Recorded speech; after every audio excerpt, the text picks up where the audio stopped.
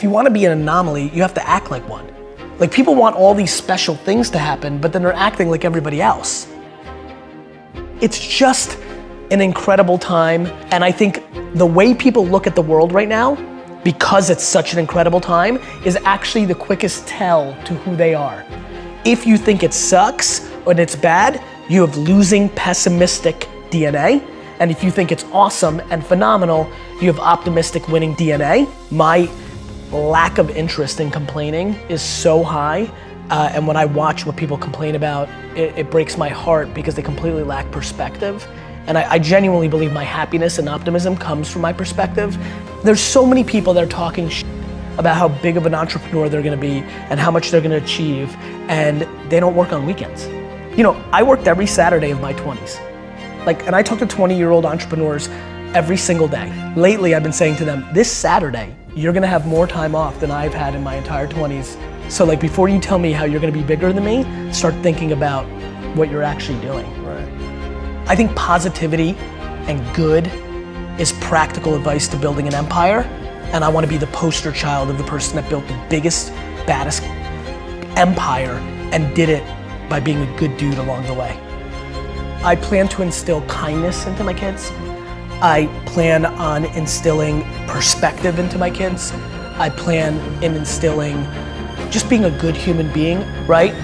I don't need them to be an entrepreneur. I don't need them to make me proud. They don't need to go to Harvard. They don't need to do shit. They need to be themselves, all in, and they need to be kind, and I'm good. I don't judge myself. I'm fully in love with myself. But I'm also fully in love with everybody else too. It goes both ways. I tell people to buy into me, that work for me, it's because I buy into them first. I don't need anybody to gain trust with me. It's there. The reality is that it's just never been better to be a human being. That's just the truth. That's just data. That's reality. And not everybody's gonna be happy about everything I did, but if it's 97% of people talking good behind your back, that's a real legacy. And I wanna do it in a pop culture way. I'm gonna do it anyway. People have done that before. Just so you know, there's plenty of people. Warren Buffett's a really good dude. There's plenty of people that have done that. There's a difference. I wanna do it and I wanna be a rock star, right? And that's where you influence people. I wanna do it, but I also wanna be the most popular. And so then that person's like, oh, I wanna be him, so I guess I'll be nice.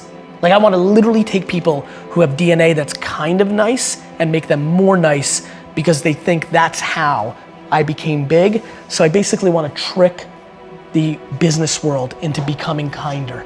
I'm careful to not give advice that I know is uniquely something that I was gifted with.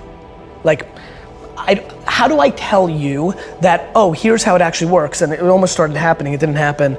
I actually get goosebumps, real heavy goosebumps when I hear something that I know feels right. What's the advice there? Hey, Johnny, start getting goosebumps. There's certain things that I can't talk about because I know they're not practical. They're intuitive to me. There's a lot of push towards being a workaholic, and hard work is a learned behavior. I see it in my team. There's people that come into I've seen it in the thousands of employees I've had, which is the closer they are to the sun, the harder they work.